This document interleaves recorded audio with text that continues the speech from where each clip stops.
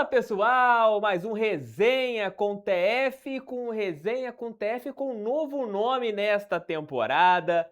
Estamos de volta, ano de 2026, novo ano, nova temporada do Resenha com TF, novas entrevistas, novas histórias que serão contadas aqui pelos meus convidados. Estou aqui apenas para levantar a bola, né? Para ser um levantador. Ou um grande goleiro que eu sou, né? Eu vou fazer um pedido pro meu convidado, já que ele tá sempre vendo o que eu posto nas redes sociais, uma análise do meu desempenho como goleiro, né? Porque ele é especialista, eu não quero ficar falando que eu sou bom, né? Mas eu sou bom. É. Mas eu tô aqui pra primeira parte do nosso Resenha com TF nessa temporada, primeiro episódio. Todos os meses com pelo menos 4 episódios, um episódio por semana, pra gente trazer aqui convidados especiais. Porque eu gosto de conversar e o Resenha com TF dá essa possibilidade, por não ser um canal de Botafogo, né, ser um canal geral, eu consigo conversar com players de esportes, artistas, cantores, galera de outras modalidades, várias pessoas, várias personalidades, porque que eu gosto muito de ter esta chance de trazer para vocês momentos diferentes. E nessa temporada, continuo com a Vebet como a nossa patrocinadora, você que gosta de fazer aquela aposta responsável, sem nunca gastar aquele dinheiro que vai te fazer falta, a Vebet ela continua como a nossa parceira para mais uma temporada. O Name Rights mudou. Sai a Vebet e agora entra a Fute Fanatics. Se de repente você quiser comprar uma camisa de seleção, uma camisa aqui, por exemplo, essa aqui é um pouco mais antiga. Eu comprei na Fute Fanatics quando tinha a camisa do Porto, porque é uma camisa da New Balance e você tem vários produtos da New Balance lá na Fute Fanatics. Tá chegando a época de Copa do Mundo, você pode comprar as suas camisas das seleções da Adidas e da Puma também na Fute Fanatics. Eu gosto de jogar meu futebol, a minha chuteira, aquela rosa que vocês veem do Beckham, eu comprei na Fute Fanatics. As minhas luvas eu comprei na Fute Fanatics. Esse tênis que eu tô aqui, ó, é da Fute Fanatics, amigos. Eu visto a Fute Fanatics. Esse boné é da Fute Fanatics. Só eu que não fui comprado na Fute Fanatics, porque minha mãe e meu pai me geraram, né? Senão teriam me comprado também na Fute Fanatics. Vejam lá os produtos da Fute Fanatics. Utilizem o cupom TF na Fute para vocês poderem ali ter todos esses produtos. E também a Mob Studios mudou a nossa vinheta nessa temporada, também tá tudo diferente. Resenha com TF remodelado, mas eu espero que com aquela qualidade que vocês gostam. Passamos os 88 mil inscritos, quem sabe nesse ano a gente não chegue a 100 mil. E meu primeiro convidado nesse ano é um cara que eu admiro muito o trabalho dele, ainda mais por ser de uma posição que eu não foi em campo, mas foi em salão a minha vida toda. E por ser um goleiro e você acompanhar o que ele fez, tanto no meu clube do coração, que é o Botafogo, e também depois, principalmente no Sport Recife, onde ele teve uma passagem muito bacana. Vai contar várias histórias de goleiros aqui, como que é o treinamento do goleiro, como que o goleiro age.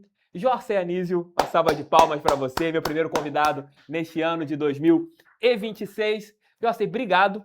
Há tempos a gente tenta ajustar a sua agenda, né? Que você estava agora no Atlético, né? Jogando a Série B do Campeonato Brasileiro. O Atlético brigou até a última rodada ali, conseguiu, rebaixou meu voltaço, né? Na minha cidade, não foi tão legal. Torci contra, mas acabou você conseguindo aí ficar na Série B do Campeonato Brasileiro. Agora tá aqui no Rio de Janeiro, então foi mais fácil a gente conseguir bater esse papo. Obrigado por você ter aceito o convite, Rossi. Obrigado, Thiago. Eu que agradeço, né? Agradeço a oportunidade da gente poder estar aqui. A gente já vinha há algum tempo tentando, né? E agora eu consegui, né? Já que agora eu tô livre, estou aqui no Rio esses dias, esperando ver o que vai acontecer aí para frente. E estamos aqui para a gente bater um papo, falar sobre futebol, falar sobre goleiro, acho que é uma paixão que a gente tem em Sim. comum, né? Eu acho que vai ser um papo bem agradável. Quantos anos de carreira em relação a goleiro e depois a preparação, Jorge? Eu inicio a minha carreira, eu começo com futebol de salão também. Naquela época, eu iniciei no Vila Isabel. Sim. Isso aí eu com 10 anos de idade, eu começo lá no Vila. E aí faço a minha formação depois toda como atleta nas categorias de base. Eu tive a minha formação como atleta no Flamengo, fiz a minha formação toda, comecei naquela época, ainda se falava mirim. Sim. Né? Na época que eu cheguei, na verdade, nem mirim, era escolinha. Mirim, pré-mirim, juvenil e juniores. Juniores, né? E eu chego ainda na época de escolinha, depois passa a se chamar mirim, eu chego até o profissional. E aí a minha carreira na base, eu chego na base em 84. Eu tinha 12 anos. Eu começo com 10, jogo 2 anos de futebol de salão. e chego com 12, sou profissionalizado aos 19. Naquela época também tinha, a partir do momento que você assinava o primeiro contrato, você não podia jogar mais na base. Caraca, loucura. Você assinava o contrato com o profissional, você não podia jogar mais na base, e eu assino o contrato no meu último ano de juniores, né? Eram 3 anos, e eu, quando completo 19 anos, eu assino o meu primeiro contrato. Aí eu não posso jogar no profissional, subo pro profissional do Flamengo, tinha 6 goleiros no profissional, vou emprestado para a Desportiva no Espírito Santo, e aí começa a minha carreira como atleta profissional. E como atleta profissional, são 10 anos de... Eu joguei até os 30 anos. E aí, com 30, eu resolvi parar. Eu sempre fui um cara que gostei muito de treinar, sempre fui muito dedicado, gostei muito de treinar. E aí comecei a rodar depois, já no final da carreira, em alguns clubes que não pagavam. A minha filha tinha nascido, e aí isso aí começou a pesar. E já comecei a perder aquele prazer de ir treinar, né? Eu já ia, pô, que saco, tem que ir treinar. E eu sempre, como fui um cara que gostei muito, eu falei, a partir do momento em que eu tô perdendo o prazer. E aí comecei a me interessar por... Eu já gostava, lógico, né? Treinamento de goleiro, mas já fui nos últimos anos já conversando mais com os treinadores de goleiros que eu tive, já anotando os treinamentos que eram feitos. E aí eu resolvo fazer essa transição em 2002, e no ano de 2003 eu inicio minha carreira como treinador de goleiro. Então, como treinador de goleiro, eu já tenho 22 anos. Caraca. E como atleta, na verdade, de 84 a 2002 também, né? 94, são praticamente 21, tem 40 anos aí No gol. no gol. No gol, na meta. Na verdade, no gol. Você tem quanto de altura, Jossi? Eu tenho 1,91. Seja um cara que era alto, né, para a sua geração, porque na tua geração ali dos anos 80 e anos 90, você tinha muitos goleiros de 1,81m. Tafarel, que foi um dos melhores que vi. Tafarel é um goleiro de 1,82m, se eu não me engano, 83.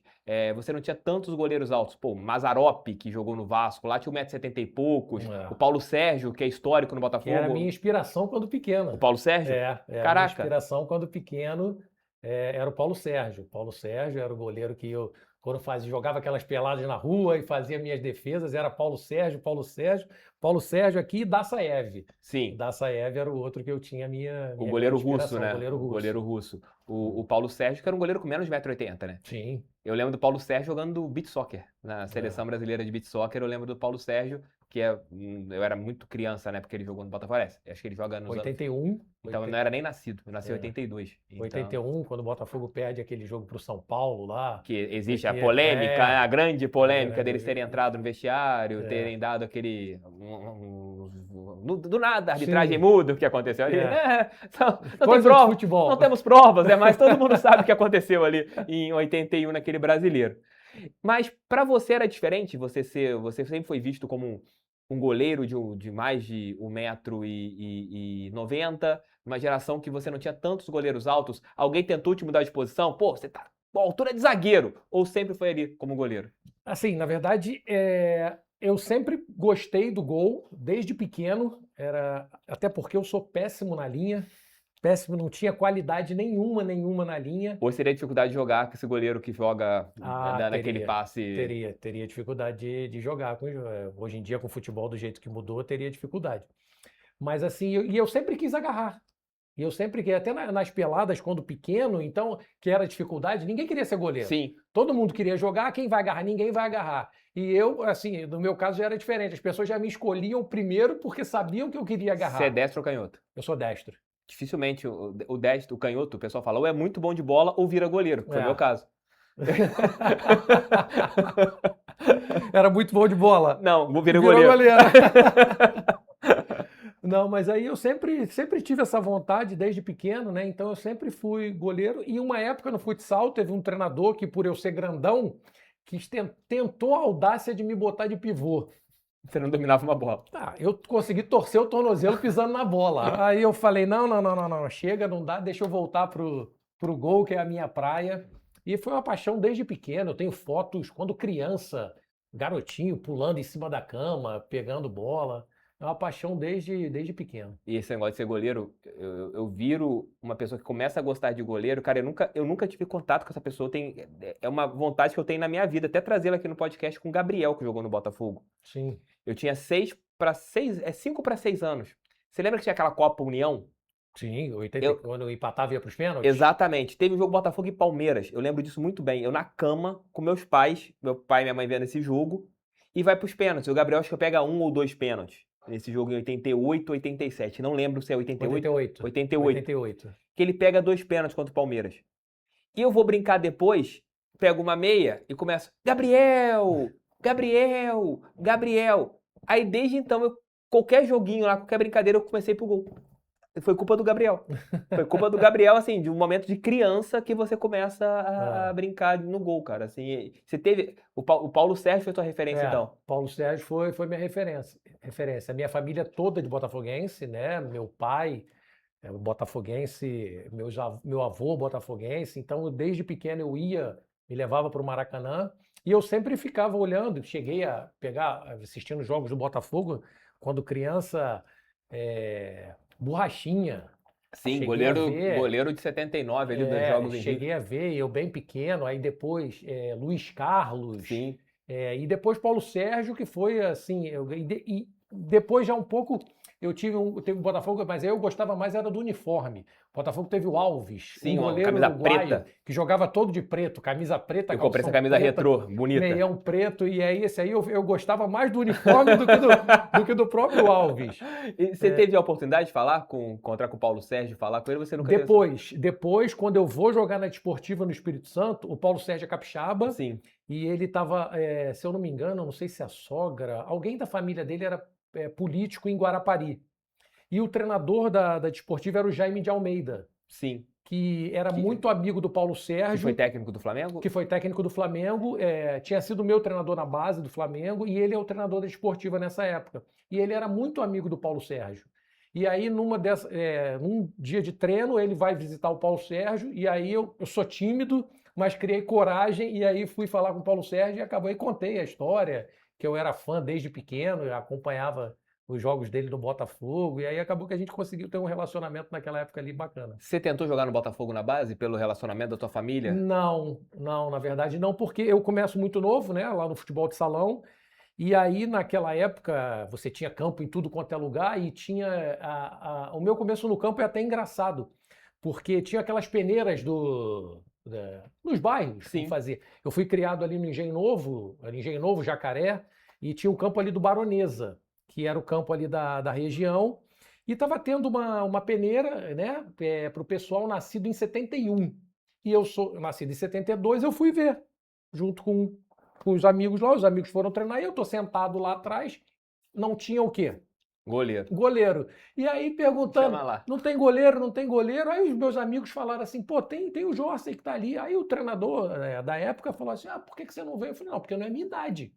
Só que como eu sempre fui grandão, ele ficou desconfiando, né? Gato. Já imaginou, ficou desconfiando. E aí eu inicio, faço o treino, faço o primeiro treino, ele manda eu voltar na semana seguinte, eu treinei de novo, aí na outra semana ele mandou eu voltar, ele falou, você vem, mas você tem que trazer a sua identidade, sua certidão de nascimento. Aí eu levei, né? E assim, ele desconfiou porque eu era grandão, eu era maior do que os de 71 e os de 70, e no quarto treino ele vai e fala que eu estou aprovado e eu vou fazer um teste na Gávea. Aí eu fui fazer um teste, eu faço, na verdade, vou no primeiro teste, manda eu voltar para o segundo, e no terceiro teste eu sou aprovado. E aí comecei, aí fiz a minha carreira toda, fiz minha formação toda ali no Flamengo, jogando de mirim naquela época, né, até chegar ao profissional. Cara, que é muito bacana, assim. Eu, por nunca ter tido altura, né, eu tenho 73. E até o fato que eu nunca contei aqui pra galera. Sabe como eu consegui entender que eu poderia jogar no gol no campo há poucos anos? Graças ao futebol feminino. Porque as goleiras, elas são baixas. Sim. Elas têm a minha estatura. E vendo elas jogando dentro de campo, as goleiras com o bom nível que elas têm hoje, falei, cara, eu acho que eu consigo brincar ali no gol, Não, porque claro. as meninas, elas conseguem, com posicionamento, elas conseguem chegar na bola. Então é só treinar um posicionamento, é só aprender ali no posicionamento. E o que você fala quando você tem um goleiro, igual no meu caso, assim, um goleiro que é mais baixo? Você olha mais o posicionamento ou a elasticidade, a impulsão? Como que funciona para vocês? Não, eu acho que o mais importante é a questão do posicionamento, Thiago. Eu acho que isso aí é fundamental. Porque você pode ter um goleiro que tenha muita elasticidade, ele pode ter muita potência, ele pode ter muita explosão, só que se ele não tiver o posicionamento, ele não vai conseguir fazer as defesas que têm que ser feitas. Então eu acho que a questão do posicionamento é fundamental. E o maior exemplo que a gente tem disso é o Taffarel. Sim. O Taffarel era um goleiro que as pessoas, ele não faz defesa difícil, mas ele não fazia defesa difícil porque ele estava sempre bem posicionado. Ele tinha um jogo de perna impressionante, aquela passadinha lateral dele, bem coordenada, se posicionava muito bem. Então, dificilmente o Taffarel fazia uma defesa plástica, né? Aquelas defesas que. Tudo bem, eu sou treinador, mas hoje em dia os goleiros exageram um pouquinho nessas defesas. Eu sinto saudade de Da antigamente. defesa mais fácil? Da defesa mais fácil, da defesa mais simples, de pegar a bola, que é uma dificuldade, que são poucos os goleiros hoje em dia que você vê pegando uma bola firme, né? Hoje em dia a maioria dos goleiros espalmam a bola, procuram se livrar. Por quê? A bola tá mais leve, então teoricamente ela é mais fácil de segurar. E aí eu acho que recai uma culpa para minha área, eu acho que para nós treinadores de goleiros. Porque eu acompanho e eu vejo, eu acho que os treinadores de goleiro eles pararam de se preocupar um pouco com a técnica na hora do treinamento. Então eles estão mais preocupados que o goleiro defenda, não importa como. Mas eu acho que, lógico, o objetivo é você evitar o gol. Mas se você puder evitar o gol com técnica, com qualidade, por que não fazer? E aí eu acho que falta um pouco mais de cobrança nisso, né? De pegar firme, porque tem bolas que os goleiros podem pegar firme, e aí você acaba valorizando, fazendo uma defesa. Quem não entende, fala assim, caramba, que baita defesa. Só que essa defesa gerou um escanteio. E desse escanteio, de repente, sai um gol. Uma defesa simples, você poderia segurar a bola, já ter um ponta bem Criar uma reposição e quem rápido. sabe o teu time não fazer um gol. E às vezes você acaba sofrendo um gol em função disso. Só que muitas pessoas às vezes não falam, que defesaço, quando a gente que entende mais da função, você vê que dava para o goleiro fazer uma defesa mais simples e ele conseguir pegar uma bola firme. Quando você vê isso, José, de esse tipo de opinião, né? Mais do leigo, que não conhece tanto a Sim. função. Você pensa assim, caraca. Ou no caso, alguns goleiros que são hoje, sem claro citar nomes, talvez sejam super valorizados. E você enxerga, cara, esse goleiro está forçando algumas defesas e está super valorizando ele no mercado. Você também enxerga isso? Que a mídia talvez ela acabe caindo no conto da defesa difícil, que talvez não seja tão difícil assim? Enxergo. E assim, e às vezes a mídia tem goleiros que são preferidos, né, que tem certas preferências. Eu posso fazer uma defesa, você vai fazer a mesma defesa, só que se o olhar para você é diferente, acabam valorizando mais. Mas é uma coisa que no futebol de hoje me incomoda, né? Eu acho que essa supervalorização é isso, e uma outra questão também que isso aí me irrita profundamente é a questão do goleiro fazer uma defesa e cair no chão pedir para atendimento, Thiago. O que você fala com os goleiros? Eu falo para não fazer. E quando eles fazem? A não ser que o treinador peça.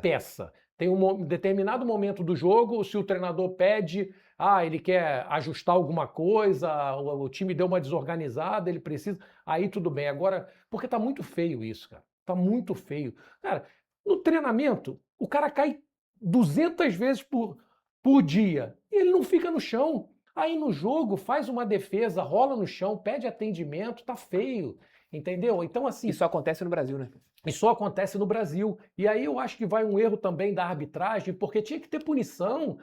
O goleiro tá no chão, o jogo não pode seguir. Dá cartão amarelo. Pune. Aconteceu o caso no ano passado no brasileiro do Léo Jardim. Só que é um caso único, entendeu? Eu acho que tinha que ser essa cobrança. Porque é feio, cara. Isso estraga o jogo. As pessoas vão ali para ver o futebol. E você faz uma defesa. Todo mundo já viu que a sua defesa foi eficiente. Você não precisa ficar no chão para querer valorizar mais a sua defesa. Você acha que acontece mais a tentativa do goleiro valorizar a defesa caindo no chão do que às vezes para ganhar um tempo? Eu acho que sim. Eu acho que sim. Que acontece mais para o goleiro querer valorizar a defesa dele do que para querer ganhar um tempo em si. Algumas questões você consegue identificar quando o goleiro quer ganhar um tempo, né? Que ele quer ganhar um tempo. Mas outras eu acho que alguns goleiros procuram para valorizar mais a defesa que foi feita. Para aparecer no replay? Também. Para falarem na defesa dele? Para falarem dele, né? Para poder ter o corte que hoje em dia com as redes sociais viralizou muito. Então, eu acho que alguns goleiros aproveitam muito dessa situação. Sabe uma coisa que me irrita também? Assim, falando das coisas que irritam a gente? Às vezes quando o time perde, alguns goleiros podem ter tomado 3 gols. Aí fizeram uma ou 2 defesas. Fez uma defesa ou 2 defesas na partida. O cara vai pegar essas defesas e coloca nos stories. Cara, isso me irrita profundamente. Porque você não tá Ele tá pensando pensando no todo, ele tá pensando no nele. individual. E quem não viu o jogo vai ver só esse corte É. nas redes sociais, assim, caraca, que grande defesa, que baita goleiro. Mas na realidade o goleiro falhou em um gol anterior. Mas aí a falha ninguém bota, né? Exatamente, exatamente. José, qual que é, na sua opinião, a grande falha que o goleiro tem hoje? Assim, que os goleiros, eles têm que ter um cuidado a mais. Por exemplo, o frango tradicional é aquele frango no meio das pernas, né? Que o Não. goleiro vai, toma, faz a base errada e a bola passa no meio das pernas. Isso tem acabado, é muito difícil você ver um gol desse hoje sendo É mais difícil. acontecendo, e acontecia muito há 15, 10 anos, você via muitos gols assim acontecendo.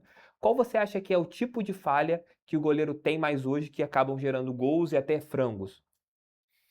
Eu acho que falha assim, tem em muitas situações do goleiro tem indecisão a partir do momento de um cruzamento, se ele vai ou não, e aí ele acaba ficando no meio do caminho, né? Ah, eu tenho cruzamento, era para mim sair na bola. Então ele não decide se vai, ou ele toma a iniciativa de ir, fica no meio do caminho e depois ele não consegue retornar. Eu acho que esse é um ponto que eu observo assim, porque eu sou um cara muito detalhista, né, Thiago? Então eu fico assim, eu estou vendo os jogos, qualquer jogo eu estou analisando os goleiros, eu estou observando, eu estou analisando. Então eu acho que nesse ponto é um ponto que precisa ainda evoluir ainda bastante. Porque é uma questão difícil, né? Porque criou-se aquele hábito, o goleiro brasileiro não sai do gol, não sabe sair do gol. E tem todo um contexto para você sair do gol, né? Não é tão simples assim. Não é sair de qualquer jeito, né? Não é sair de qualquer jeito. E tem duas coisas que eu particularmente acho que são fundamentais para o goleiro sair do gol. É ter atitude e coragem. Porque eu posso treinar ele, criar N situações de treinamento, fazer vários tipos de exercícios. Se o cara não tiver atitude, se ele não tiver coragem para fazer, ele não vai. Qual foi o melhor goleiro que você trabalhou em relação a sair do gol, essa imposição de chegar e ir com força na bola? Foi o Maílson do Sport. Muito bom goleiro. Assim, primeiro assim, a evolução que eu pude presenciar desse garoto foi um absurdo. E a questão assim dele acreditar naquilo que você está falando, porque tem muito isso do goleiro comprar a ideia do treinador de goleiro, né? Então assim, o Maílson, ele teve uma evolução e em questão de saída de gol, ele se posicionava, ele chegou a um ponto dele estar se posicionando, vai bater um escanteio com o pé aberto, a bola vai vir com o pé aberto, o posicionamento dele era na risca da pequena área. Caraca. Na risca da pequena área. Ele posicionava na risca da pequena área e ficava. Às vezes eu até falava para ele e botava a bola e ele dava para ir, ele saía, pegava firme. Quando não dava, ele voltava, posicionava. Depois ele já estava até exagerando um pouco. Né? Eu falava, cara, segura um pouco mais. Batida de pé fechado, tinha hora que ele queria ficar já lá na frente. Eu falava, espera, não vai tanto, porque se bater uma bola muito rápida no primeiro pau, você não vai conseguir O chegar. cara bate rosca, né? Você não vai conseguir chegar. Mas ele foi o goleiro, assim, em termos de saída de gol que eu trabalhei, foi o melhor goleiro que eu trabalhei. E é um baita de um goleiro, cara. É um baita de um goleiro. Maílson assim. quase. A história do Maílson poderia quase veio pro Botafogo. É, O Maílson, ele acho que 2 vezes. Uma foi quando o PR veio, ele negociou, e depois quase com o John. sim. Ele quase veio pro Botafogo 2 vezes, cara. É. Tá jogando no mundo árabe, Tá jogando na Arábia, tá jogando no Al Taun. E tá bem lá. Tá bem, Tá tá bem bem. lá. Ele fez o primeiro contrato de 3 temporadas, renovou agora por mais 3 temporadas e tem ido muito bem. É um baita de um goleiro, cara. Eu também acho. E assim, a história de vida, primeiro que a história de vida o Maílson começa a jogar futebol com 19 anos. Caraca. Com 18 anos, o Maílson vendia óculos na praia de Santos, nas férias, como camelô. Caraca. A história de vida dele Era peladeiro no gol? Era peladeiro, mas mora numa cidade no interior de Alagoas, Giraldo Porciano, uma cidade de 40 mil habitantes. E era peladeiro, jogava e né, foi buscar com os irmãos, ia tentar buscar para poder sobreviver. Eles iam para São Paulo durante as férias, para Santos, aquela região ali, Santos, Guarujá, que era para tentar vender. E ele falava que eles iam na 25 de março, compravam óculos e iam para Santos para tentar revender. Caraca, E isso ele com 18 anos. E aí jogava as peladas dele, e um belo dia, vai fazer um teste, uma pessoa observa e manda ele fazer um teste do esporte. E ele chega lá, e ele me contando depois, ele chega no esporte, e ele disse que quando ele chega, no primeiro dia, ele chegou lá com a bolsinha dele, né? Ele fala até uma bolsinha e uma sacolinha de mercado, essas sacolinhas dele, que ele não tinha. E ele bate E aí falou, eu queria saber onde é que era o departamento de futebol de base que mandaram eu vir aqui. Aí o rapaz falou, não, a obra é ali do outro lado. Caraca. Aí ele falou, não, mas eu não vim para a obra não, porque estava tendo uma reforma, e ele falou assim, não, mas eu não vim. Ah, não, e 1,97 m, e ele vai, e ele relatando, ele fala, Jorge, eu cheguei aqui, eu não sabia pegar uma bola direito, cara. Porque não tinha técnica, né? Não tinha técnica, não teve base, não teve nada. Caraca, E que assim, loucura. é uma história, mas é um cara assim que batalhou muito e sempre quis muito aprender. Sempre quis muito aprender. Eu chego no esporte em 2019, ele faz um jogo. Não, eu chego no esporte em 2019, ele faz um jogo do brasileiro. Perdão, chego no esporte em 2020. Saio do Botafogo, eu vou para o Atlético e chego no esporte em 2020. Ele faz um jogo do brasileiro na quinta rodada contra o Curitiba, e aí sai. E ele já vinha falhando nos 4 primeiros jogos e aí sai. E aí entra o Luan Poli. E aí eu tive uma conversa com ele, eu falei, cara, eu vejo você um baita de um potencial, mas você precisa ter alguns fundamentos que você não foram trabalhados com você. E ele falou, pô, realmente, eu nunca tive, eu peguei alguns caras, e as coisas para ele aconteceram muito rápido. Ele chega com 18, com 19 ele vai, em 20 ele joga a Copa São Paulo, ele volta de uma Copa São Paulo, ele está sendo o quarto goleiro do profissional do esporte. Aí não tem base. E não tem base. E aí foi um cara que 2020 ele não joga o Luan Poli, mas treinando e assim, e querendo aprender e se dedicando todos os dias. Vendo o Poli que tinha tido uma base boa. O Poli tem uma base muito boa, né? Um goleiro que tecnicamente é muito bom, foi formado até no Figueirense. Sim. E aí ele vai e fica o ano inteiro no banco e evoluindo, e aí entra no ano seguinte e a carreira dele deslancha, vai embora. Ô, Jorsey, pedir pra galera que tá chegando aqui, fortalecer com like, se inscrever aqui no nosso Resenha, temporada 2026. O Resenha, se você tá aqui pela primeira vez, é isso, esse bate-papo aqui leve, tranquilo, que a gente conta histórias, sem forçar cortes, aqui a gente tá conversando de uma maneira bem tranquila com os nossos amigos. Jorsey, fala pro público que de repente não conhece muito seu trabalho, quais goleiros aí que você trabalhou? Fala pelo menos uns 5 grandes goleiros que você trabalhou aí na sua carreira, só pra galera saber. Não, eu falo que eu posso dizer que eu fui um privilegiado, né? Que eu tive a oportunidade de trabalhar com Jefferson, com Gatito, com Diego Cavalieri, né? Que são 3 grandes goleiros de seleção, Sim. né? Os dois e o Gatito de seleção paraguaia. Tive a oportunidade de trabalhar com o Maílson no esporte, que hoje em dia está fazendo uma carreira brilhante lá fora. Trabalhei com o Luan Poli. Tive a oportunidade de trabalhar com... No Atlético você pegou quem? No Atlético, cheguei a pegar o Vitor no Atlético. Peguei, Só isso? Só peguei isso. o Vitor, peguei o Rafael, que hoje está no São Paulo. O Rafael tinha saído do Cruzeiro e vai para o Atlético. Peguei o Rafael no Atlético. Tive a oportunidade de pegar alguns goleiros. Só mais ou menos, né? Só um goleiro limitado, Vitor. Tecnicamente. Você pegou 2 goleiros que estavam na Copa de 14. Sim, Jefferson e Vitor. E o Cavalieri, que era o quarto goleiro, que teoricamente era o quarto goleiro. Que era o quarto goleiro. E você trabalhou com um que deve estar na Copa de 26, que é o Gatito. E o Gatito. Que é o Gatito. O Gatito, você trabalhou com poucos goleiros que têm históricos na seleção. E como que é pegar um cara desse? Por exemplo, tu chega, igual no Botafogo, tu chega em 14 para base e sobe em 15 no profissional. Isso. E, cara, tu tá ali na Série B e o Jefferson é o Jefferson. Como que é um cara que tá chegando ali no clube, você tinha já o tênis, o histórico do tênis e tal, e trabalha com um cara que tinha vindo de uma Copa do Mundo, é ídolo no clube, um cara com a bagagem do Jefferson. Como que é pra você trabalhar com um cara grande, assim? Como depois o Vitor lá no Atlético, o cara, pô, o São Vitor, né? O cara pegou o título da Libertadores do Galo. Como que foi pra você isso? Eu acho assim, primeiro é um motivo de muito orgulho, né? Você ter a oportunidade de trabalhar com os profissionais de excelência, né? E assim, você saber, né, administrar, porque futebol existe muito ego, existe muita vaidade, cada um tem uma personalidade, cada um tem um jeito, mas você respeita, você tem a admiração pelo atleta, pelo ídolo, mas você impor o seu trabalho. E aí você não vai chegar impondo, não, eu quero que você faça dessa maneira. Eu acho que você tem que conquistar o profissional e você mostrar para ele, porque de repente, quando eu chego no Botafogo, com o Jefferson em 2015, né? O Jefferson vindo de uma Copa do Mundo, e eu falei, cara, uma oportunidade que eu tenho agora de poder trabalhar com um goleiro desse tamanho, né, como o Jefferson. Então, tinha algumas maneiras que eu gostava de trabalhar, tinham coisas que o Jefferson não era acostumado a fazer, e eu, aos poucos, eu fui fazendo, conversando, mostrando para ele que aquilo ali poderia ser importante. Às vezes é normal o cara ter uma resistência X, e aí, assim, isso é uma coisa que eu fui aprendendo ao longo da minha carreira, porque o que acontece? E aí você vai e você pega os outros.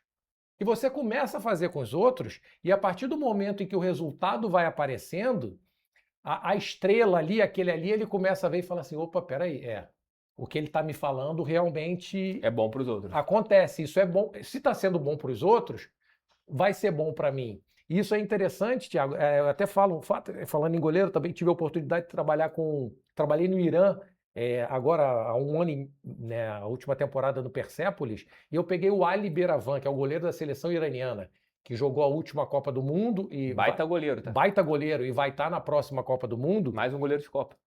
Mais um goleiro. E eu chego lá e o Ali assim, né, cheio de manias. E quando eu chego, os caras já me passam a informação, ó, o Ali não faz isso, o Ali não faz aquilo, o Ali não... Eu falei, tá, o que o Ali faz? Se o Ali não faz isso, o Ali não faz... O que o Ali faz?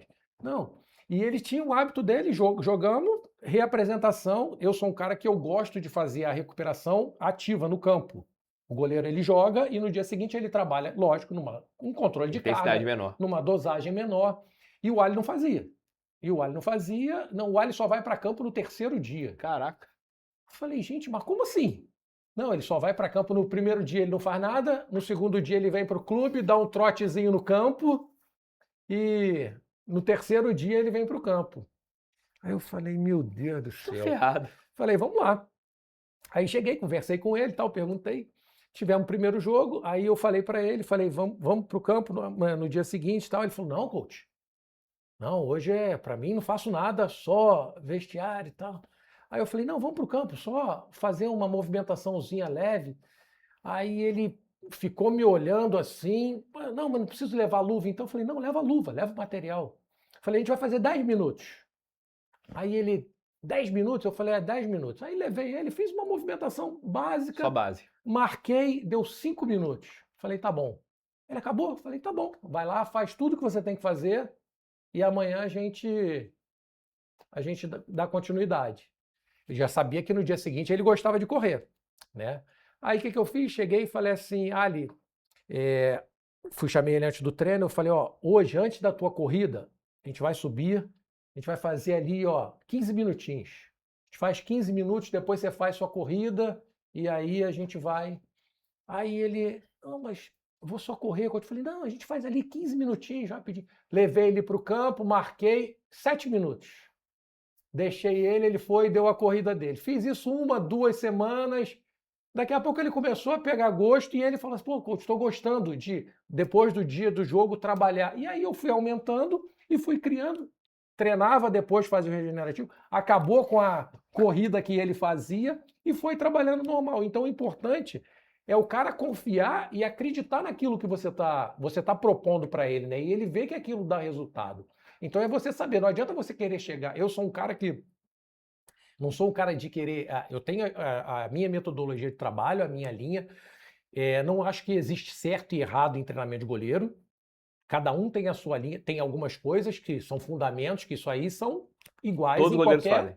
em qualquer situação, em qualquer metodologia de trabalho. Mas não tem aquela que, essa aqui a minha é certa, essa aqui eu não. Não, eu acho que cada um tem a sua linha. Mas eu sou um cara que eu sou flexível e sei conversar e dialogar com o goleiro e não tento impor as minhas coisas por imposição. Não, eu tento convencer o goleiro que ele fazendo aquilo ali vai surtir um resultado para ele, que eu acho que isso aí é o mais importante. O que você tem de sua autoria que você começou a implementar nos goleiros, assim? Qual tipo de treino, qual tipo de metodologia de trabalho que você criou e começou a utilizar?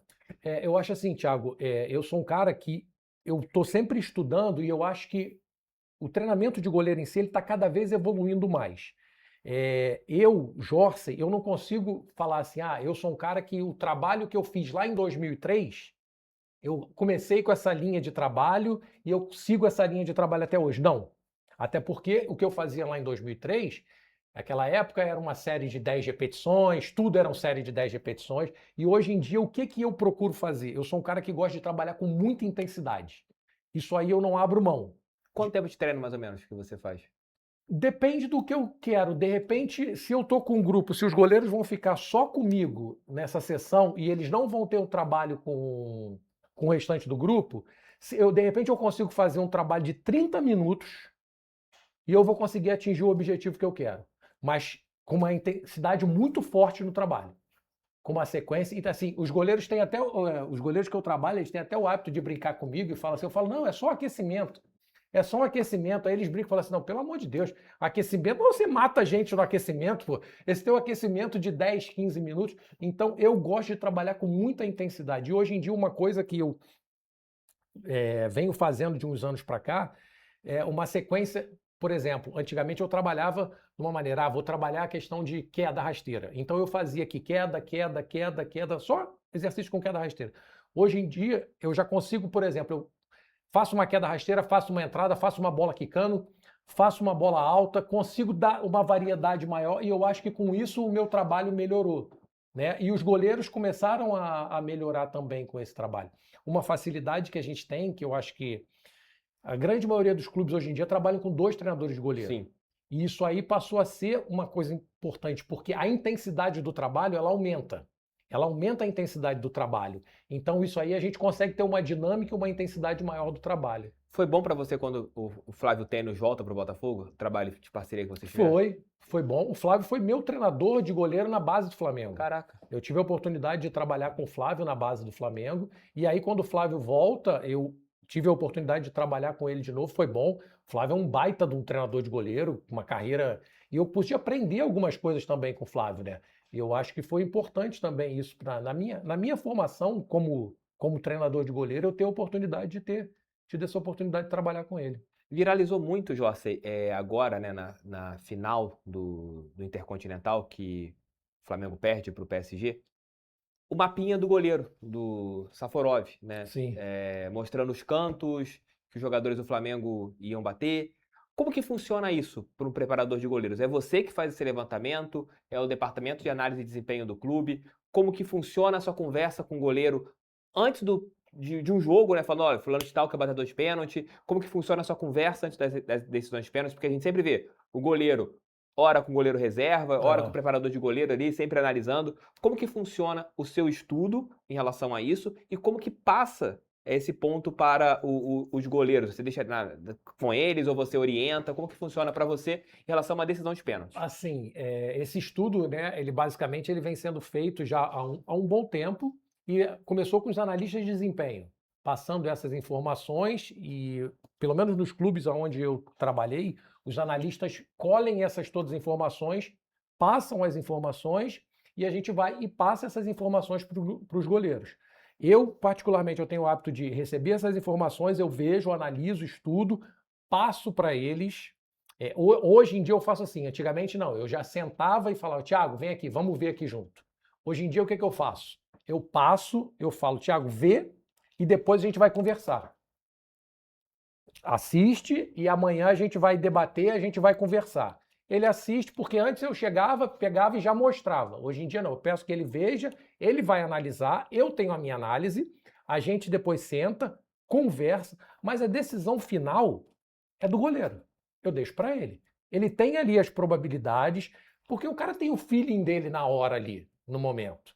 Né? Então, você passa ali, tem a probabilidade X, ele bate mais aqui, ele bate mais ali, mas a decisão final, ela sempre é do goleiro. Ela acaba sempre sendo do goleiro. Então, por mais que a gente encha ele de informações, ele que define, não. No final ali a decisão é dele. Eu tenho uma... Eu sei, assim, sei é muito forte falar, mas eu tenho sempre o feeling quando o cara vai bater o pênalti no meio do gol. E às vezes me irrita profundamente do goleiro não ficar parado no meio do gol, mas ao mesmo tempo eu entendo o goleiro não ficar parado no meio do gol. É muito difícil uma quinta cobrança, a última cobrança, o cara bater sem ser no meio do gol. Não é mais o pênalti desse. É uma batida de segurança. É a batida de segurança. O cara sabe que o goleiro vai pular. Ou igual um jogo que tá 2-1, 47 do segundo tempo. o cara sabe onde que o goleiro estudou a batida dele de Sim. segurança aos 47 do segundo tempo. Esse cara vai mudar a batida, esse cara vai bater no meio do gol. Às vezes dá uma vontade de gritar assim, fica parado, fica parado. Ou isso nunca acontece com você? Não, às vezes dá vontade. Às vezes dá vontade de você falar. Em cima disso, eu tive a situação, a gente jogando uma Copa do Nordeste com o Maílson. Aí a gente tinha analisado, tinha estudado, espera, a gente vai e empata nas semifinal contra o CSA. Empata na semifinal contra o CSA e analisamos batedores. Tal. Quando vai para a cobrança, o primeiro batedor era o Oswaldo. E o Oswaldo tinha jogado no Esporte, treinado com o Maílson e jogado, e a gente analisou, a batida dele era cruzada alta, batida cruzada alta. Tinham 10 pênaltis do Oswaldo, 10 pênaltis batido cruzada alta, batida cruzada alta. O primeiro batedor é o Oswaldo. Aí tô eu e o Carlos, que era o goleiro reserva, assim, a gente junto. O Maílson olhou e a gente tinha um sinal porque o Maílson não gostava de levar a colinha, a famosa colinha para o gol. Ele pedia para fazer um sinal para ele, aberto, cruzado, aberto ou no meio. Você fazia assim? Tinha uns sinais que a gente tinha, ele preferia dessa maneira. Tá bom. Ele olhou e sabia que era o Oswaldo, tá? Eu fiz o sinal que a gente já tinha, né? Chega na batida, o Oswaldo bate aonde? Ele pulou pro lado ao contrário. Eu olhei para a cara do Carlos, que era o goleiro reserva, o Carlos olhou para mim. Falei, cara, o que aconteceu? O Carlos falou, não sei. E ele pulou pro lado contrário, o Oswaldo bate o primeiro pênalti, faz o gol, tal, ele sai, vai pro canto assim, e eu tô olhando para ele, mas falei, não vou falar nada, porque agora não tem como. É o momento dele lá, mas tentando entender qual é a decisão, o que ele tinha feito, né? Tá bom, segundo pênalti, a gente tinha análise também, fiz o sinal para ele, ele bateu, ele pegou 3 pênaltis na sequência e a gente ganha. A gente ganha, quando acabou, eu falei, cara, o que aconteceu no pênalti do Oswaldo? Aí ele vira para mim e fala assim, não, ele sabia que eu ia pular lá, só que o que eu pensei? Os jogadores dele também sabem, então eu vou pular num canto diferente para tentar enganar eles. Eu falei, mas que loucura é essa, cara? Na cabeça dele, como o Oswaldo já conhecia ele, sabia que ele lá, ele pensou assim, não, eu vou para um canto diferente. Para mostrar que o estudo dos caras... Para mostrar que o estudo dos caras, e acabou que o raciocínio dele, porque na sequência eles bateram nos cantos. Eu falei, cara, que loucura é essa que você vê? Mas na hora eu não entendi nada. Mas ele teve uma inteligência e o feeling acaba sendo do goleiro no momento, né? Então, assim, a gente passa todas as informações, mas a decisão final, na hora, é sempre do goleiro. Às vezes a gente fica com raiva, porque tu passa o negócio, ele toma, aí tu fala assim, porra, mas eu falei que era ali, era pra ter ido ali e não foi. Mas a decisão final é sempre do atleta. Botafogo e Olímpia, a Libertadores de 17. Gatito entra. Sim.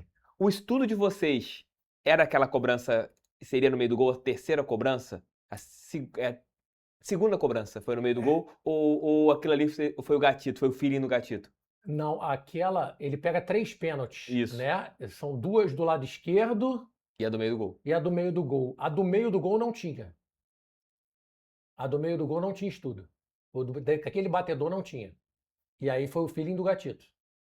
As duas do lado esquerdo, a meia altura, tinha análise, tinha estudo. A do meio do gol não tinha. Era uma batida forte no meio do gol, ele fica parado e ele vai e pega no meio do gol. O Gatito, ele veio aqui no podcast em 2022, a gente conversa sobre aquela sequência insana de pênaltis que ele pegou em 2017. Ele pegou muitos pênaltis naquela época ali. Aí ele falou que parou de pegar pênaltis porque os jogadores começaram a estudá-lo. Como que esse efeito também contrário, do jogador estudando o goleiro? Hoje em dia tem muito, antigamente não, né? A gente é que estudava os jogadores, hoje em dia os jogadores passaram a estudar os goleiros. Então, assim, é uma coisa que eu falo para eles, tenta definir no último momento. Tenta definir, tem batedores que olham o joelho do goleiro. A partir do momento que você faz uma movimentação, você vai para um lado, ele bate do lado contrário. O Hugo fez isso no pênalti agora do Gabigol. Então, assim, os atacantes, os batedores, eles estão estudando os goleiros também, né? Então, é um jogo por isso que eu acho que mais do que nunca tem que ser o feeling do goleiro. Porque você municia eles de informações, os batedores também estão com informações do goleiro e na hora é uma decisão, você tentar entrar na mente do cara para que ele faça aquilo que você quer. O Jefferson era impressionante, porque É. o Jefferson ele era tão rápido na explosão que às vezes ele passava da bola. Da bola. É. E quando acontece isso com o goleiro também, que ele é tão rápido na explosão que ele passa da bola, qual que é o esquema pra tentar acertar o ajuste fino? Tentar acertar o E vou pedir time. pro Thiagão, entra no meu Instagram pessoal, aqui na tela, eu quero que o Jorge faça uma análise de um goleiro que eu tô querendo contratar pra minha pelada. Tem que tentar ajustar o timing, né? Ajustar o timing para que ele consiga chegar no tempo certo e não passe tanto da bola. Né? É difícil também, né? Porque às vezes a explosão dele é tão grande e porque o que a gente pensa? O pênalti bem batido é aquele forte no canto, lá rente Na atrás. bochecha da bochecha. E o goleiro, ele vai às vezes com tanta explosão e a bola acaba passando por baixo. Ele passa e a bola passa por baixo dele. O Jefferson talvez tenha sido no Botafogo o goleiro que eu vi mais acertando cantos de pênalti. Se eu não me engano, acho que ele é o goleiro que mais pegou pênalti na história do Botafogo, é o Jefferson. Mas o índice de aproveitamento dele em defesas era menor do que o lado que ele acertava, por causa disso, porque muitas vezes ele ele era tão rápido que ele passava da bola. Passava da bola. E como que foi pra vocês, o Jorge, assim, você pegou todo o fato do Jefferson, né? Você chega em 2015, você pega o Jefferson ainda na Série B, na Seleção Brasileira, e tem a lesão em 2016. Como que foi pra você ter pego o Jefferson ainda naquele final dele ali de 15, a Série B que ele fez que foi estupenda, a lesão e a volta da lesão até a aposentadoria? Como que foi pra você esse caminho do Jefferson? Assim, a lesão dele, ela acontece num jogo da Copa do Brasil. O Jefferson machuca no aquecimento, antes do jogo.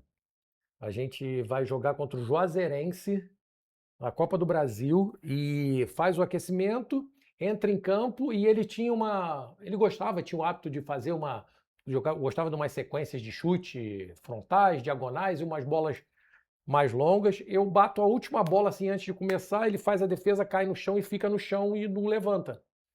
Aí eu fiquei olhando, falei, não levantou. E quando eu cheguei perto dele, ele falou, caramba, deu um choque no meu braço aqui. Aí eu falei, o que foi? Ele falou, sei lá, um negócio estranho, deu um choque aqui, tá legal. Aí eu tentei, ele falou, não, tá doendo. E ia começar o jogo, começou, e ele acaba se lesionando. E aí tem a lesão, tem o momento da cirurgia, né? Ele tem que fazer uma nova cirurgia.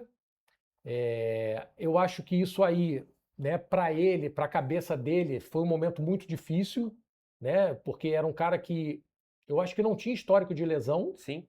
Não tinha. Ele tinha tido uma lesão no joelho quando ele tá na Seleção Brasileira. Não lembro se foi em 14 ou 15, que ele joga contra a França, que ele faz uma defesaça na cabeçada do Benzema. Do Benzema. Foi 15 ou 14, agora não me lembro. Que ele mete o joelho na trave. Que aí acho que ele faz uma artroscopia. Faz uma artroscopia, mas que é uma algo coisa bem rápido. muito rápido, mas não tinha o histórico de lesão, e aí ele tem essa lesão, que acaba sendo uma lesão grave e uma lesão incomum no futebol, que ele rompe o tríceps, né? Que é uma lesão que tem muito em futebol americano. Sim. Mas como goleiro aqui era uma coisa que tinha pouco na época.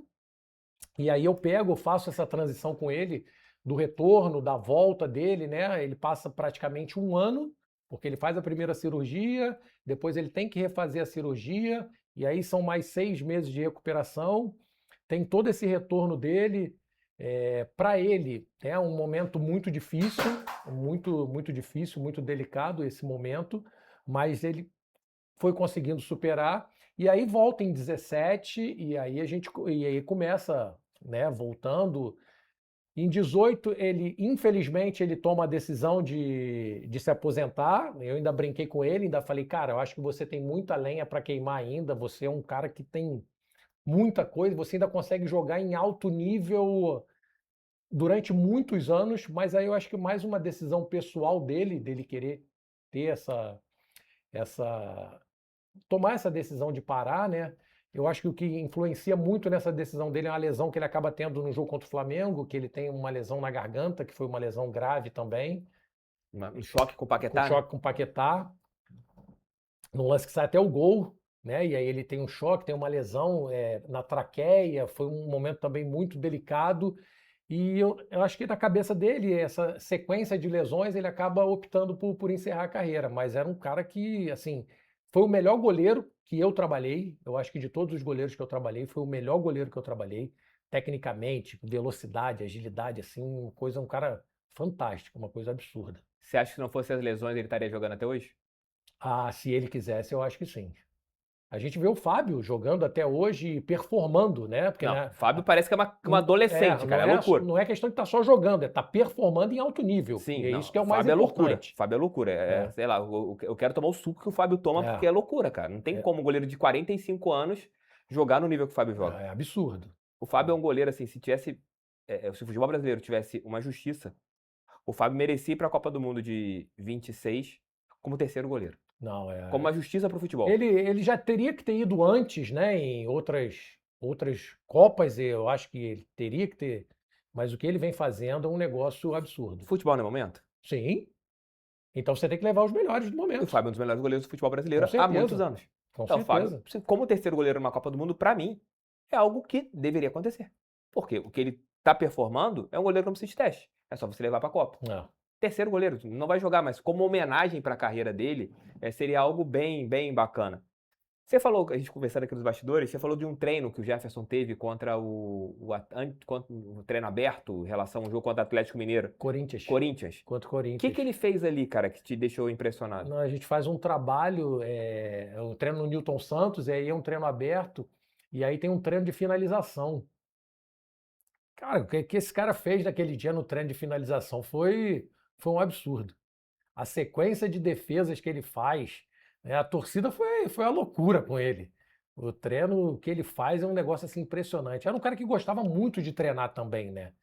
Era um cara que gostava muito de treinar, que treinava numa intensidade muito forte, num nível muito forte de trabalho. Eu acho que isso aí ajudou muito ao Jefferson, né? E vai muito aquilo com que eu penso em questão de treinamento de goleiro, de performance de treinamento de goleiro, né? Eu acho que isso aí então, assim, ele é impressionante, impressionante. E como que foi lidar com as manias de Jefferson e Gatito ali nos aquecimentos, né? Porque um gosta de É. uma maneira, outro gosta de outra. Como que o Jorge lidava com isso? E também, como que foi para você, o Jefferson entender que naquele momento ali, entre 17 e 18, ele tinha ido pro banco do Gatito?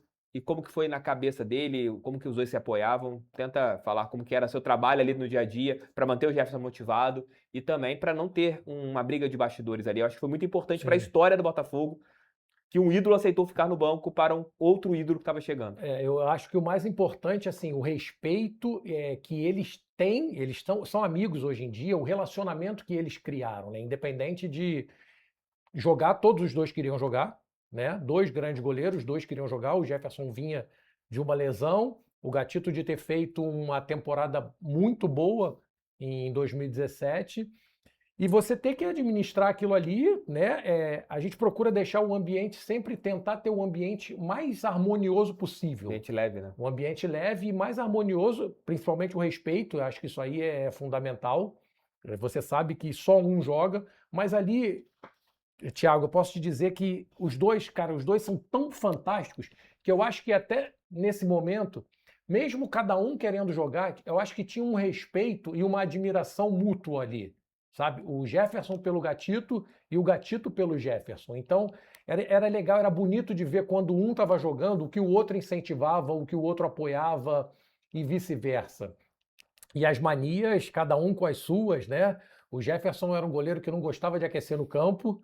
Ele tinha a mania dele que queria aquecer em vestiário, ele não gostava de aquecer no campo, ele falava que perdia a concentração dele porque as pessoas ficavam chamando e aí ele tinha que acenar, que falar, e ele gostava de estar super concentrado, então isso aí era uma coisa que ele não. Já o Gatito gostava de aquecer no campo, e aí você vai fazendo com quem está jogando. Quem está jogando é o Jefferson, então a gente vai aquecer no vestiário. Quem está jogando é o Gatito, então a gente vai aquecer fora do vestiário. E aí você vai adequando, mas eu acho que o principal foi o respeito entre eles, entre o grupo todo, que a gente tinha ali, Gatito, tinha o Jefferson, tinha o Saulo, tinha o Diego Loureiro. Em 18, eu acho que eram esses goleiros. Eram esses goleiros que a O gente Cavalieri tinha. chega em 19, O né? Cavalieri chega em 19. Quando o Jefferson aposenta. Cavalieri chega na saída do Jefferson. E eu acho que o respeito entre eles era fundamental. Você contou uma outra história que eu achei legal. Como que o Gatito ficou travado com a pré-temporada dos dois? Porque o Jefferson causou uma lesão no Gatito. A gente inicia o ano de 2018 e aí o Jefferson já estava recuperado, 100% recuperado, o Gatito termina muito bem e vai começar o ano, começam os dois em igualdade de condição, vocês vão brigar aí e vamos ver quem vai Seu titular. ser o titular. Era o Felipe Conceição técnico. Era o Felipe Conceição o treinador.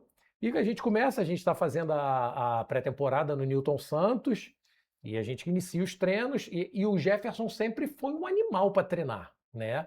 O Gatito também, só que o nível de intensidade do Gatito nos treinamentos é um pouco menor do que o do Jefferson. E o Jefferson um animal, e o Gatito tentando acompanhar o ritmo do Jefferson.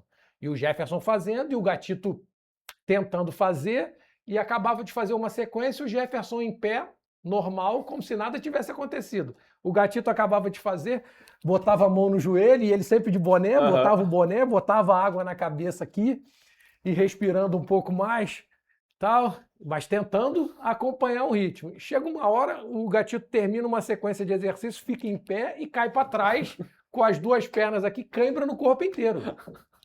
Eu nunca tinha visto aquilo, Thiago. Eu nunca tinha visto cãibra no corpo inteiro. Panturrilha, barriga, garganta, não aguentava falar.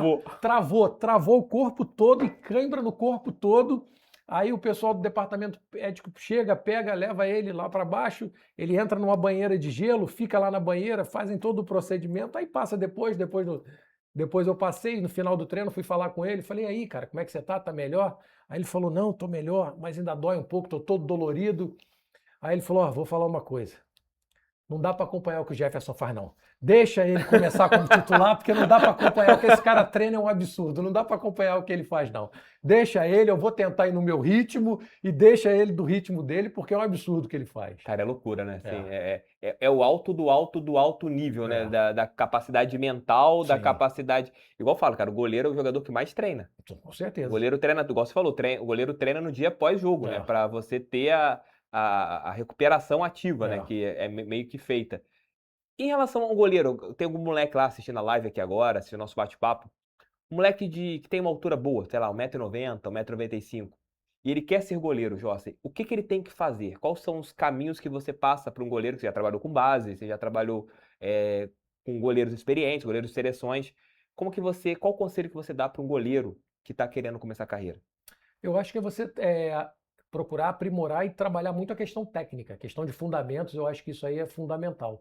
E assim, Thiago, eu te digo mais, não é questão só do 1,90 m não, independente da altura. Porque eu sou um cara que eu acho assim,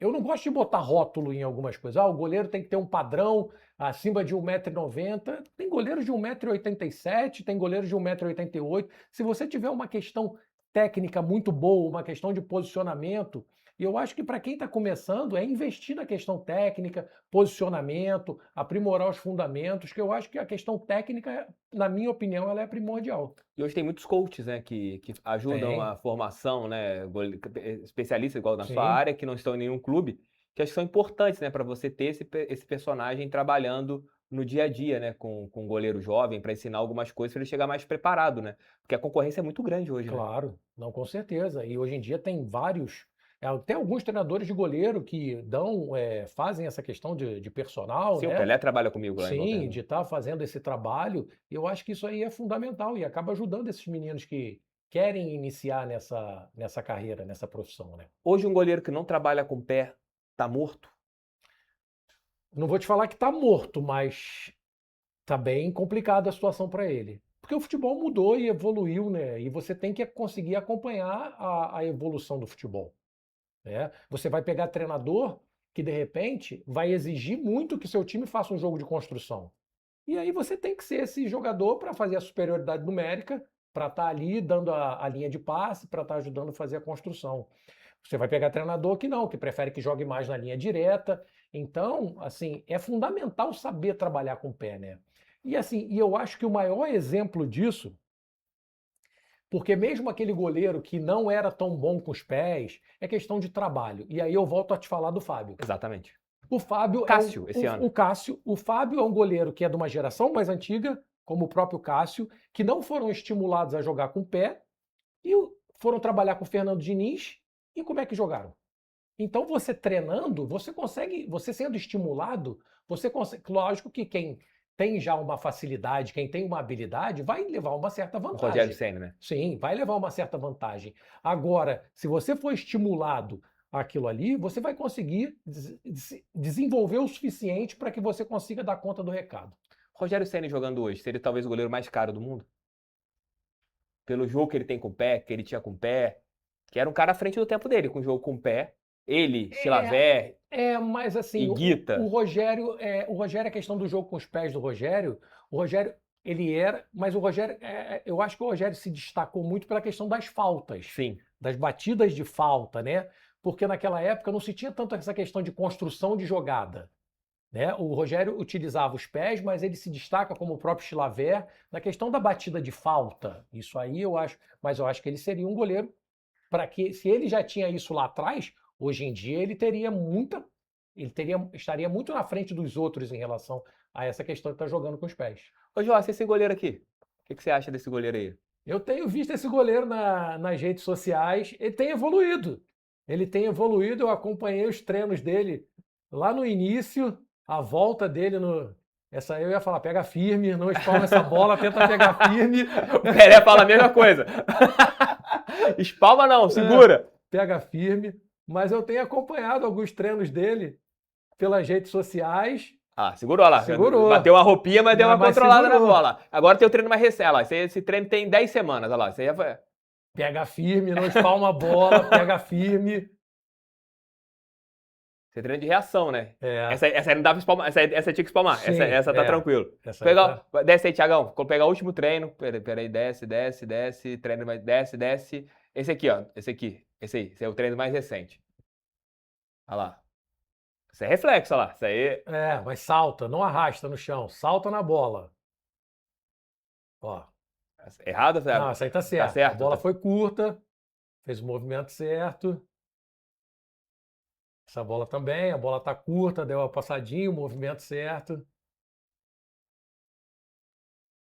Dá pra saltar mais um pouquinho do chão naquele cone ali, hein? Tá passando uma gilete. Tô meio gatito ali, né? Tá passando uma giletezinha só no chão, tá passando, só levantando a pontinha do pé pra passar o suficiente só no chão. Tô meio gatito, né? Tô meio gatito ali. Ó, essa aí já que eu falo, dá pra saltar ali. Dá pra saltar. Então, o penúltimo treino aqui, ó. Agora, deixa eu colocar esse treino aqui. Deixa eu ver, desce aqui, Thiagão. Deixa eu ver o último treino aqui antes da viagem, que eu tava quase no auge físico. Eu fiquei um tempo sem treinar, tive uma lesão na mão, tive uma lesão nesse osso aqui. Tive que ficar 2 meses sem treinar. Esse treino aqui, esse aí. Pô, passou? Então desce. Esse aqui, ó. Não, esse aqui de baixo. Esse aqui. Do lado do Fábio Azevedo. Esse aí. Foi um dos últimos treinos. Esse aí de novo. Podia fazer assim. Firme. Aquela primeira, quis fazer uma mão trocada pra cair, pra rolar. Fazer a graça. Fazer a graça. DVD. Dar uma valorizada na defesa. Tava a segurar, mas aí tomou... Aí faz a ponte. Pega firme e faz. Essa aí não dava não, essa aí teve que... Essa aí tá um pouquinho mais pro lado. Essa aí também tava lá em cima. Pega firme. Essa aí foi dar para dar aquela valorizada. Ainda vai na câmera daquela. Essa aí rasteira bem... Essa aí rápida, bola rápida lá. Trabalho no chão, que é o mais difícil que tem para um goleiro, ainda mais sintético, né? Sim. A bola mais rápida também, né? A velocidade, ela é maior.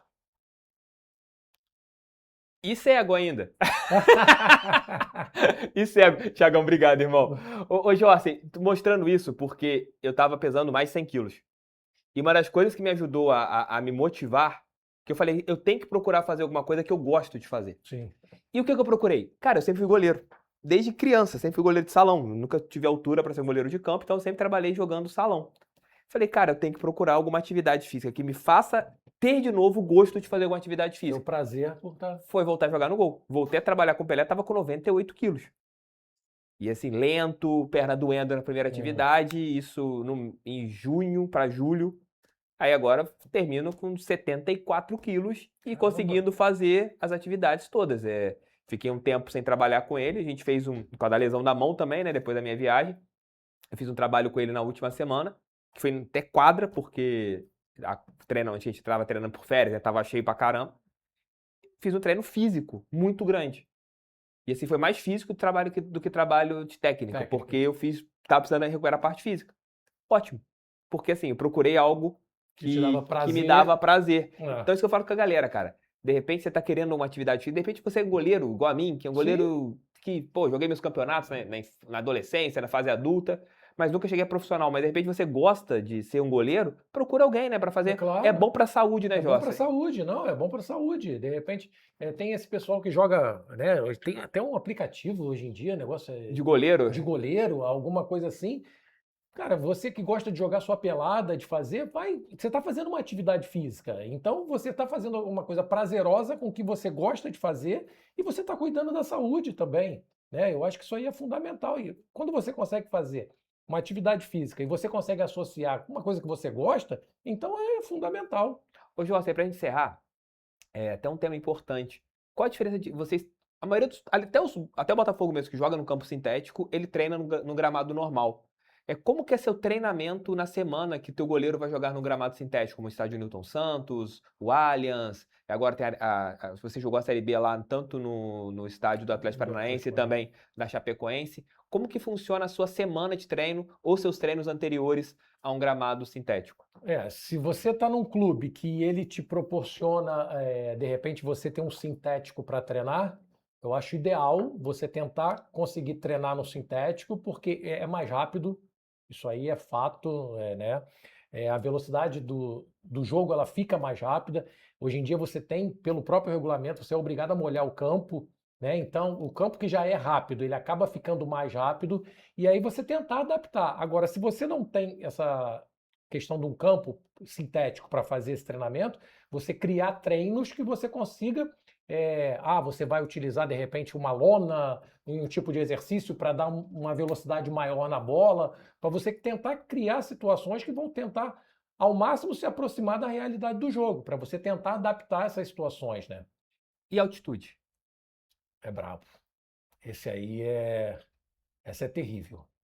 É o Essa é, pior momento para um goleiro. eu acho que é. Eu acho que para o atleta em si, não só para o goleiro, eu acho que jogar em alguns locais é desumano, Thiago. É desumano você jogar em alguns lugares aqui da América do Sul. É um assunto até que, cara, assim, é complicado, mas eu acho que é muito sério. Eu acho que a FIFA só vai fazer alguma coisa, infelizmente, o dia que aconteceu uma tragédia.